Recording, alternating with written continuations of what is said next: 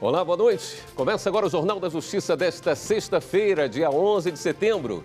Ministro Celso de Mello determina que presidente Jair Bolsonaro preste depoimento pessoalmente sobre suposta interferência na Polícia Federal. Para o decano do Supremo, a opção de depor por escrito não é garantida a chefe de poder na condição de investigado. E você confere ainda. Por unanimidade, a STF decide que empresas optantes do Simples Nacional não têm direito a alíquota zero sobre PIS/COFINS. Secretário de Educação do Rio de Janeiro, Pedro Fernandes, e ex-deputada federal Cristiane Brasil são presos em operação contra desvios em programas de assistência social. Tribunal Superior do Trabalho realiza audiência de conciliação entre Correios e empregados.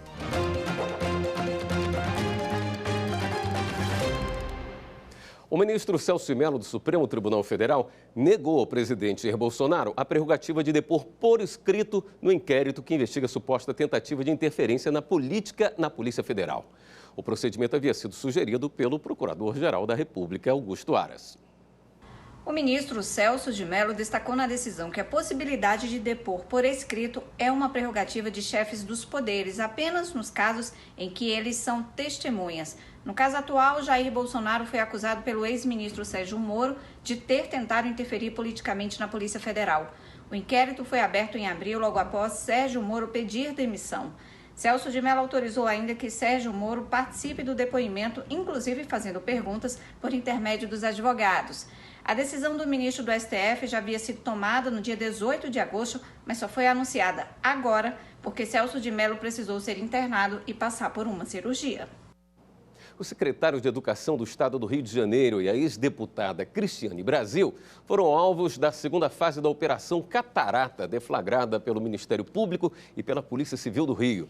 São investigadas supostas irregularidades em contratos de assistência social entre os anos de 2013 e 2018. O esquema pode ter desviado 30 milhões de reais dos cofres públicos.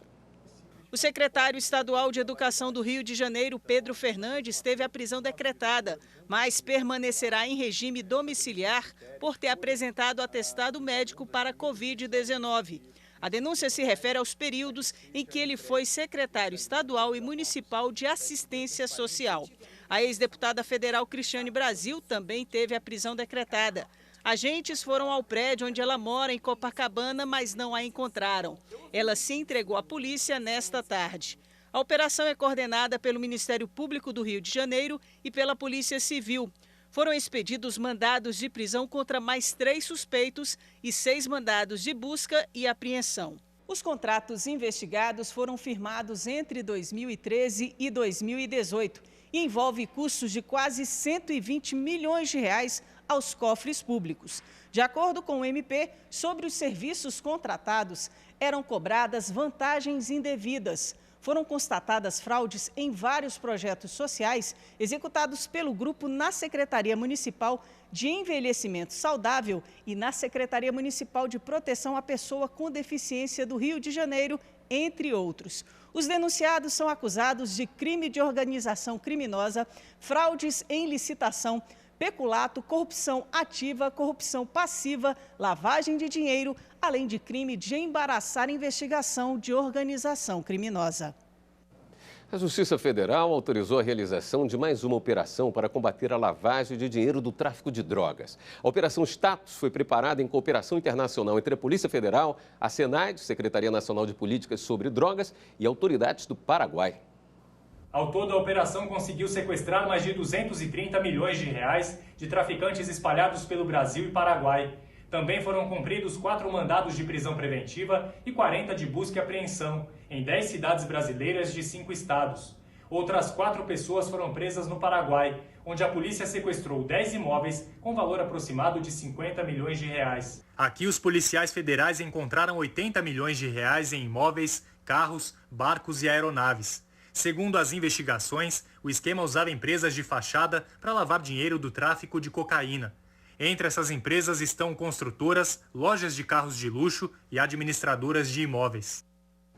Um sargento da Aeronáutica apontado como autor do furto de um equipamento de dentro da sede do Sindacta-1 em Brasília será expulso da Força Aérea Brasileira. A decisão vem após uma revisão da sentença pelo Superior Tribunal Militar. O aparelho responsável por medir a qualidade e a constância de redes elétricas foi furtado em 2016, de dentro da sede do Sindacta-1, responsável pelo controle de tráfego aéreo que fica em Brasília. Na época, os investigadores chegaram a fazer buscas nas instalações da Força Aérea Brasileira, mas o aparelho, avaliado em mais de R$25 mil, foi encontrado fora dali, em um anúncio em um site de vendas de objetos usados. Para chegar aos envolvidos no furto, eles marcaram um encontro com o responsável pelo anúncio em um posto de combustível. As investigações apontaram indícios da participação de um sargento da Aeronáutica no crime. O militar era amigo nas redes sociais do homem que estava com o aparelho. Além disso, o endereço dele estava atrelado à conta do site em que o equipamento foi anunciado. Ele também havia trabalhado na seção de onde o aparelho foi furtado. Até uma chave do local foi encontrada com ele. Na sentença proferida em primeira instância, a Justiça Militar da União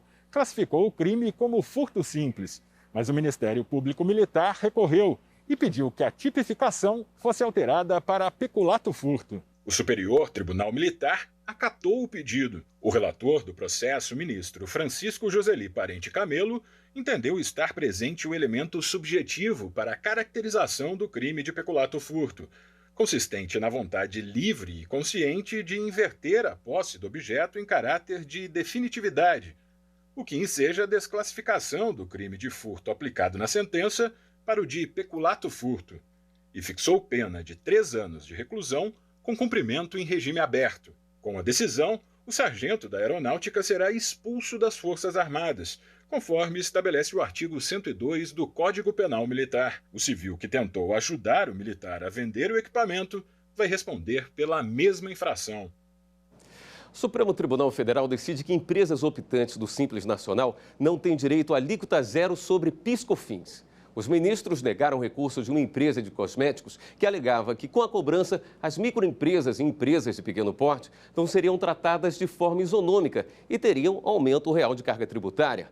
Por unanimidade, o plenário seguiu o voto do relator, ministro Marco Aurélio, que considerou que a restrição é constitucional. A decisão foi tomada em julgamento com repercussão geral realizado em sessão do plenário virtual. E no próximo bloco, a audiência de conciliação entre Correios e funcionários termina sem acordo. Em instantes.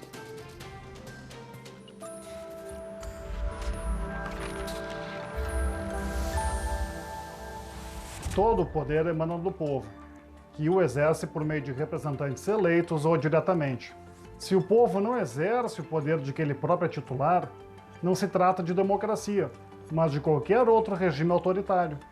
A Constituição regulamenta a forma de o povo exercer esse poder, daí a sua importância.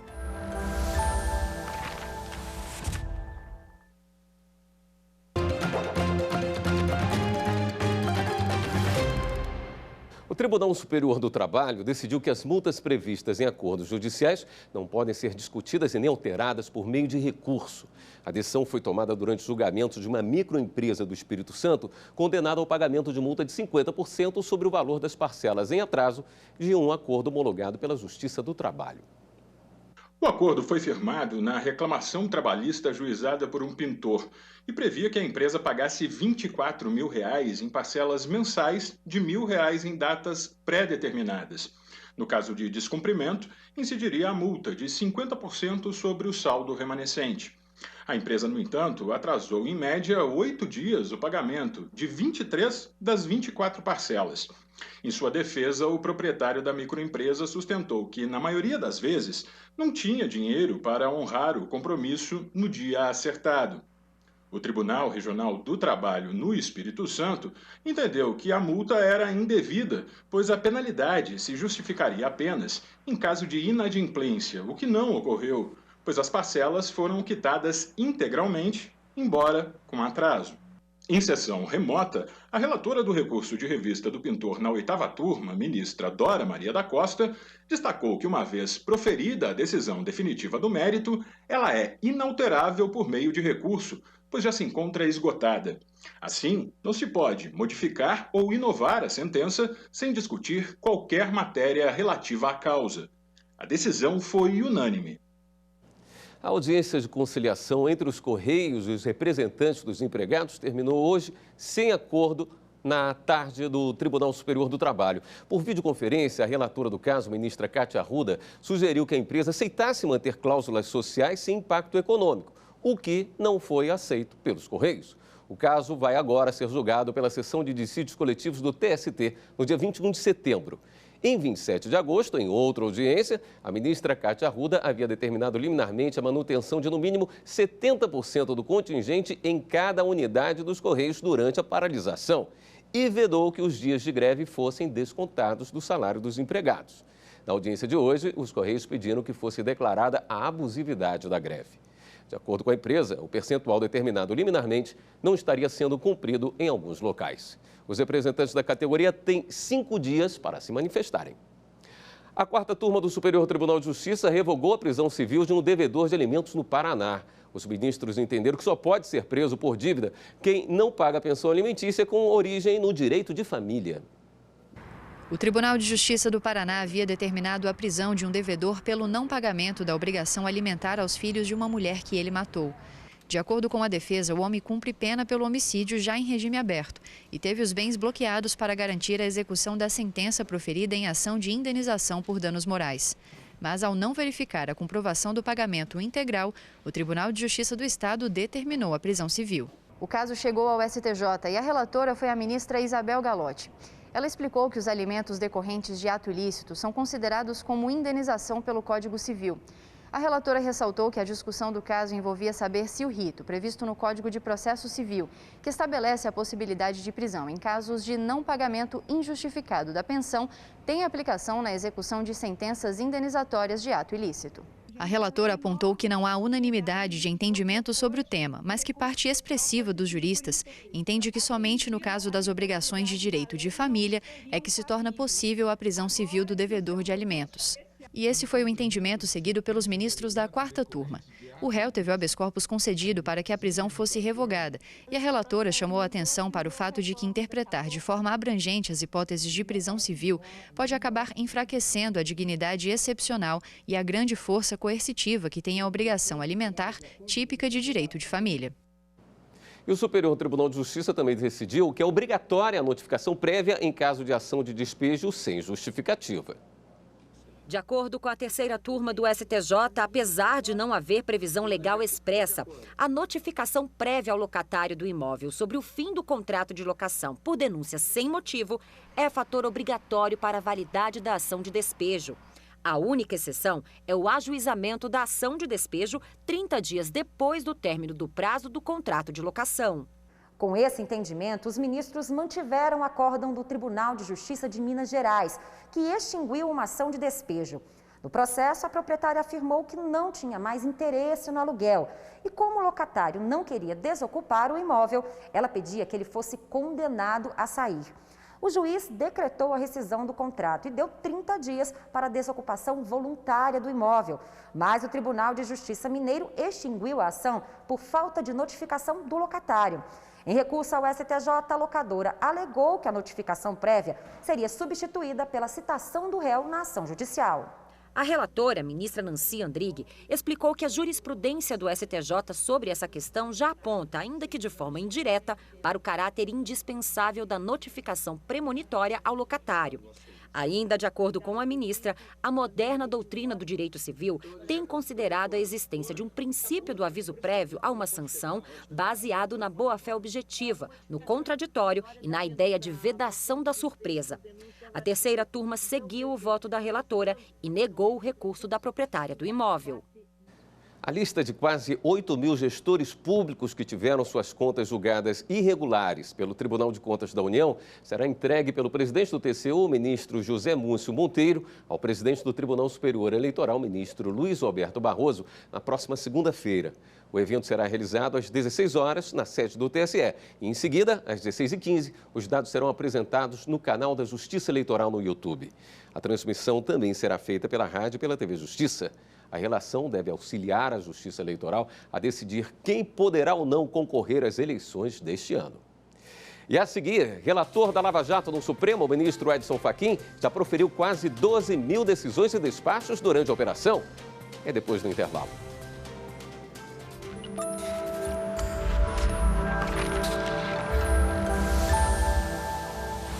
A Constituição Federal de 88 estabelece um novo paradigma de incorporação dos tratados de direitos humanos no ordenamento interno brasileiro. Segundo o texto constitucional, esses tratados incluem-se no bloco de constitucionalidade e, assim, passam a também ser paradigma de controle com status de norma constitucional.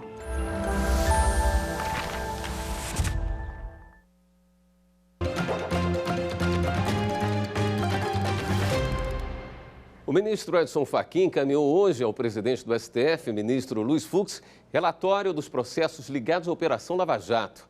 Desde fevereiro de 2017, quando assumiu a relatoria após o falecimento do ministro Teori Zavascki, o ministro Fachin proferiu quase 12 mil decisões monocráticas e despachos em ações cautelares, petições, inquéritos e ações penais. De acordo com o relatório, as multas fixadas nos 117 acordos de colaboração homologados pelo STF desde 2015 alcançam quase R$1 bilhão. Há 32 inquéritos em andamento no STF. A segunda turma já julgou 5 ações penais com 2 condenações. No ofício ao presidente do STF, o ministro Fachin destacou a necessidade de aprimoramento da jurisdição como forma de fortalecer o combate à corrupção e à lavagem de dinheiro. Uma força-tarefa do Ministério Público e da Polícia Civil cumpriu na manhã de hoje 12 mandados de prisão preventiva no Rio de Janeiro contra integrantes de quadrilha especializada em roubo de cargas. Foram 15 roubos de cargas praticados de março até o mês passado, um prejuízo de R$2 milhões. As cargas mais visadas eram de carnes, laticínios e medicamentos. Além das prisões, foram expedidos também 20 mandados de busca e apreensão e 3 medidas cautelares, todos a serem cumpridos no estado do Rio de Janeiro. 16 pessoas foram denunciadas. Segundo as investigações, a quadrilha era dividida em vários núcleos responsáveis em fornecer transporte e executar os crimes até setores que ficavam responsáveis com a guarda e a destinação da carga roubada. Os receptadores das mercadorias também estão sendo investigados pela polícia. O endividamento e a inadimplência das famílias brasileiras atingiram o maior patamar em agosto em mais de 10 anos. É o que diz uma pesquisa da Confederação Nacional do Comércio de Bens, Serviços e Turismo. Advogados e economistas dizem que a melhor saída é renegociar contratos e cortar gastos. A empresária Marina Figueiredo tem uma agência de comunicação. Nos últimos 2 meses, o rendimento da empresa caiu 40%. Segundo Marina, isso foi um reflexo da crise econômica provocada pela pandemia de coronavírus. Aí a empresária passou a priorizar o pagamento do plano de saúde e do cartão de crédito. Também manteve a conta bancária no azul, mas parou de pagar algumas contas da casa e a escola da filha. A escola da minha filha, por exemplo, é algo que já tem alguns meses que eu optei não pagar, pois eles abriram, né, a exceção de que você pode pagar num segundo momento pós-pandemia com o mesmo desconto de pontualidade que você recebia anteriormente. E algumas contas estão sendo pagas em atraso, a gente vai administrando, né? A gente costuma brincar que nesse momento não é o momento de viver, e sim de sobreviver. De acordo com a Confederação Nacional do Comércio de Bens, Serviços e Turismo, o total de famílias brasileiras inadimplentes, ou seja, com contas e dívidas em atraso, é de 26,7% em agosto, o mais alto percentual desde março de 2010. Já a proporção de famílias endividadas chega a 67,5%, o maior índice desde janeiro de 2010. Essa alta no endividamento é explicada principalmente pela maior contratação de dívidas entre as famílias de menor renda, ou seja, aquelas com até 10 salários mínimos de renda mensal, enquanto que nas famílias de maior renda existe uma propensão maior a poupar, essas famílias estão mais cautelosas com seus gastos. Para quem está inadimplente ou com dívidas, o conselho de advogados e economistas é não deixar a situação virar uma bola de neve. O melhor caminho é reduzir os gastos e tentar a renegociação. Para não perder o ano escolar, por exemplo, a gente vai buscar um contato com a diretoria do colégio, saber quais são as condições que eu tenho de pagamento. Muitas vezes pedir uma carência, um fôlego, para o meu filho não perder o ano e eu também não ficar em uma condição de inadimplemento, ter meu nome negativado ou nome sujo por conta de uma mensalidade. Descontos, bolsas, enfim, buscar alternativas para a gente conseguir sair dessa crise. E uma das melhores alternativas também é reduzir os gastos desnecessários e ter uma boa organização familiar. É aconselhável que o consumidor procure as instituições bancárias ou as empresas com as quais mantém contratos e tentem essa renegociação. Caso ela não seja possível, ainda há a possibilidade de se acionar o judiciário, que vai decidir se seria a hipótese de aplicação da teoria da imprevisão e a teoria da onerosidade excessiva para revisão desses contratos. Um projeto do Tribunal Regional Federal da Primeira Região, em Brasília, busca soluções extrajudiciais que garantam a celeridade e a eficiência que a sociedade espera do Poder Judiciário. A ideia de ampliar o número de processos encaminhados para uma justiça penal consensual teve origem no gabinete da desembargadora federal Mônica Cifuentes. A magistrada solicitou ao Conselho Nacional de Justiça um estudo sobre o tema. A pesquisa foi realizada pelo Laboratório de Inovação do CNJ, que mapeou informações e possíveis impactos do projeto na justiça brasileira. O estudo do CNJ, intitulado Painel Relatório Quantitativo, foi realizado a partir da análise de processos sobre o crime de moeda falsa, após o gabinete da desembargadora Mônica Cifuentes constatar que existia uma quantidade razoável de processos sobre esse tipo penal que tem pequeno potencial ofensivo. A ideia é reduzir o prazo de tramitação processual desde o ajuizamento da ação até o trânsito em julgado, sem interferir no processo final, que é a aplicação da pena, com acordos propostos pelo Ministério Público após seleção dos processos pelo TRF1. Processos com baixa repercussão social, uma vez que não foram cometidos com violência nem grave ameaça. O gabinete da desembargadora federal já selecionou cerca de 150 ações penais sobre moeda falsa para análise. As primeiras remessas de processo ao Ministério Público Federal ocorreram em agosto, concretizando a fase de teste do projeto.